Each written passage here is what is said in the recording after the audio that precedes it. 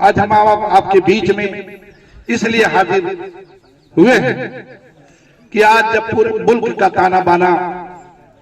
बिगाड़ने की कोशिश की जा रही है, हमारे मुल्क के आईन को, हमारे मुल्क के संविधान को, हमारे मुल्क के कानून को, जिसके तहत हम अपनी जिंदगी गुजारते हैं, उसे तहस नहस करने की कोशिश की जा रही है। अभी तमाम साथियों ने कहा कि जो 2024 का अभी पार्लियामेंट का चुनाव हुआ, पार्लियामेंट में ही हमारे मुल्क का कानून बनता है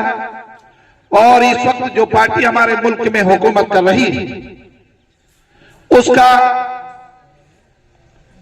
जो मुद्दा है कि हिंदू मुसलमानों को बांटो और राज करो, गरीबों को गरीब करो, अमीरों को अमीर करो। आज आप देख रहे हैं कि जो भी इनकी पॉलिसी है वो गरीब मुखालिफ है, गरीब के विरोध में है, नौजवानों के विरोध में है, महिलाओं के विरोध में है, बुजुर्गों के विरोध में है और उनका अगर किसी को संरक्षण है तो आप दो नाम सुनते होंगे, अडानी और अंबानी। आज अब अखबारों में पढ़ते होंगे जो आदमी जिसका कहीं पता नहीं था आज दुनिया का नंबर 1 आदमी हो गया, वो मोदी जी का दोस्त अडानी है। आपकी संपदा, आपकी ताकत, आपकी जो कुछ भी है वो सब वो चाहते हैं कि हमारे दोस्त के पास आ जाए। तो दोस्तों, आज जो हमारे मुल्क के ताने बाने को, हमारी यकजहती को, हमारी मोहब्बत को, हमारे एक दूसरे के साथ मिलकर रहने को तोड़ देना चाहती, वो ताकत भारतीय जनता पार्टी की है। अगर आप चाहते हो कि हम अमन के साथ रहें, हम मिलजुल कर रहें, हम यकजहती के साथ रहें, हम एक दूसरे के सुख दुख में शरीक रहें, हम एक दूसरे के साथ मिलकर रहें और इस मुल्क को एक समृद्ध मुल्क बनाएं, इस मुल्क को एक समृद्ध देश बनाएं, तो हमें ऐसी ताकतों को जो हमें एक दूसरे के से दूर कर देना चाहती हैं, उन ताकतों को, उनके नजरिया, ऐसे नजरियात के लोगों को हमें गद्दी से उतार कर बाहर करना पड़ेगा। तभी हम एक दूसरे के साथ मिलकर और एक दूसरे के साथ शांति के साथ रहकर अपनी तरक्की, अपने इलाके की तरक्की, अपने देश की तरक्की के लिए काम कर सकते हैं। अगर हमने ऐसा नहीं किया तो आज जो हमारा ताना बाना है ये बिखर जाएगा।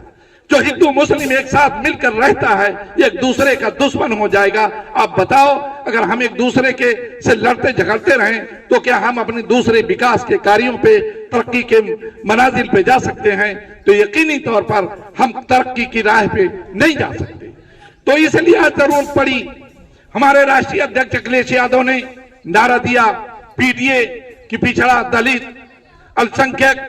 अगड़ा और आदि आबादी, ये जो हमारी महिलाएं हैं, ये सब मिलकर ऐसी ताकत को कमजोर करें और ऐसे लोगों को हुकूमत में ले आए जो हिंदुस्तान के अमन, तरक्की और खुशहाली में यकीन रखते हैं। तो आज जब आप इस तरफ देखेंगे तो आपको सिर्फ एक तस्वीर सामने दिखाई देगी और वो तस्वीर अखिलेश यादव जी की है, जो आपको हिंदुस्तान में अमन की तरफ ले जाना चाहती है, जो आपके तरक्की की बात करती है। अभी 2012 से 2017 तक हमारी हुकूमत थी, हमने अवाम की भलाई के लिए 102 और 108, हमारे राष्ट्रीय अध्यक्ष जी ने 102, 108 की एम्बुलेंस की व्यवस्था की, जो 5 मिनट में, अभी हमारी किसी बहन को पीड़ा हो कि उसे अस्पताल जाना है तो 5 मिनट में आपके दरवाजे पे एम्बुलेंस आ जाती है। अभी हमारे आपके बीच में किसी चीज को विवाद लेकर हो गया और हम झगड़ते लगते हैं, किसी ने फोन कर दिया, ये 100 नंबर पे कर देते थे, 10 मिनट में हमारे घर पुलिस आ जाती थी और हमारे बीच में समझौता करा के हमें अमन और शांति के साथ रहने के लिए मजबूर कर देती थी। लेकिन आज हमारी महिलाओं को समाजवादी पेंशन मिलती थी, बुजुर्गों को समाजवादी पेंशन मिलती थी, नौजवानों को लैपटॉप मिला, लेकिन आज ये सब कुछ खत्म कर दिया गया है। आज ना तो इस हुकूमत के पास आपके फलाह के लिए, आपकी बहबूदी के लिए, आपके तरक्की के लिए कोई इनके पास कोई मंसूबा नहीं है। अगर आप चाहते हैं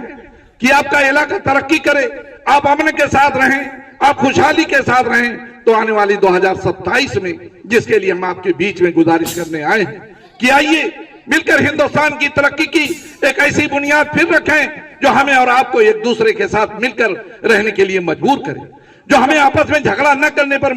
हमें एक दूसरे से लड़ने से दूर रखे। ऐसा एक ही इंसान इस वक्त हिंदुस्तान में है जिसे अखिलेश यादव के नाम से जानते हैं।